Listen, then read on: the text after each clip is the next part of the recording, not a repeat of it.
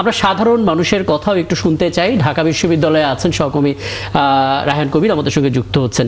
রায়হান, আপনি ঢাকা বিশ্ববিদ্যালয়ে আছেন এবং তফসিল ঘোষণার পর নিশ্চয়ই ছাত্র থেকে শুরু করে সাধারণ মানুষ যারা আছেন তারা প্রত্যেকেই প্রতিক্রিয়া জানানো তো শুরু করেছেন। আপনার কাছেও নিশ্চয়ই সেগুলো জমা পড়েছে, একটু জানাবেন, তাদের কথা একটু শুনতে চাই আসলে কে কি জানাচ্ছেন।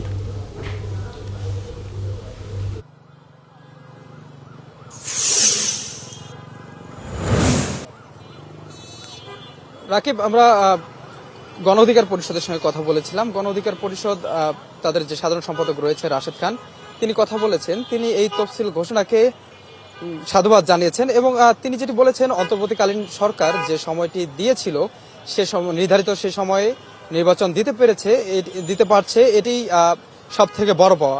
এবং উনি আশঙ্কা প্রকাশ করছেন যে ব্যাপারটিতে, সেটি হলো এই নির্বাচনে লেভেল প্লেইং ফিল্ড কতটুকু রাখতে পারবে নির্বাচন কমিশন, পাশাপাশি কালো টাকা এবং পেশি শক্তির যে ব্যাপারটি রয়েছে সেটি হয়তোবা এই নির্বাচনে ব্যাপক প্রভাব ফেলতে পারে বলে তিনি আশঙ্কা প্রকাশ করেছেন। এবং ঢাকা বিশ্ববিদ্যালয়ে এসে আমরা বিভিন্ন শ্রেণীর বিভিন্ন পেশার মানুষজনের সঙ্গে কথা বলেছিলাম।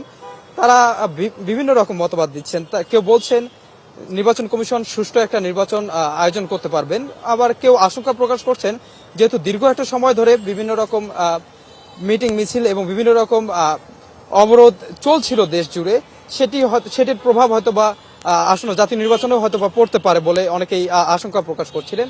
এবং পাশাপাশি কেউ কেউ বলছিলেন গত যেহেতু বেশ কয়েকটি নির্বাচনে সাধারণ ভোটাররা ভোট কেন্দ্রে যেতে পারে নাই, তাদের অধিকার প্রয়োগ করতে পারেনি, এবার হয়তোবা সেই পরিমাণটা অনেকটা বেড়ে যাবে এবং সবাই ভোট কেন্দ্রে গিয়ে সুষ্ঠুভাবে ভোট দিয়ে আসতে পারবে।